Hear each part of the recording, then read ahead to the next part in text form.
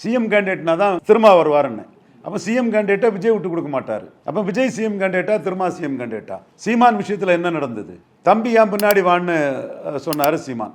நீங்கள் டிக்கெடித்த விஜய் துணை முதல்வர் சீமான் பொய்யா ஃப்ராடாக செய்திகளை பண்ணீங்க. அடுத்த நாளே சீமான் வந்து தம்பி ஏன் பின்னாடி வான்னு சொன்னார். நான் சீமான் தயாருன்னா மோடியை சீமானை சிஎம் கேண்டிடேட்டாக ப்ரொஜெக்ட் பண்ண வைக்கிறேன்னு நான் அதுக்கு ஒரு பதில் கவுண்டர் இது நான் அடித்தேன். அப்போ விஜய் தொடர்பாக வரக்கூடிய செய்திகள் வந்து பிராண்டிங் மாஸ்டர் ஜான் ஆரோக்கியசாமியோட கைவண்ணம் தான்.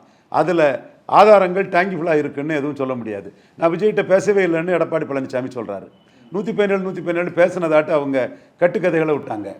இல்லை, அப்போ ஓபிஎஸ் தரப்புலேருந்து எந்த பேச்சுவார்த்தையும் போகலையா விஜய் தரப்பில்? எனக்கு தெரிஞ்ச வரையில் ஓபிஎஸ் தரப்புலேருந்து விஜய் சார்பாட்டு வந்து பன்னூட்டி ராமச்சந்திரன் விஜய்க்கு ஒரு லிவரேஜ் கொடுத்து பேட்டி கொடுத்ததை தவிர வேறு எதுவுமே இல்லை.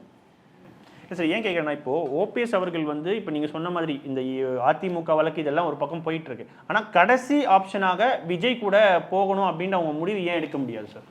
ஏன் சீமான் கூட தன் நிலைமையை மாற்றிக்கிட்டு கூட்டணி தன் தலைமையில் ஓபிஎஸ் வந்தால் கூட எடுக்கலாமே. அது இல்லைன்னு நான் சொல்ல வரல. ஆச்சி கொழுக்கட்டை மாவு வந்தாச்சு. ஆச்சி கொழுக்கட்டை மாவிற்கு கொழுக்கட்டை அச்சை கேட்டு வாங்குங்கள்.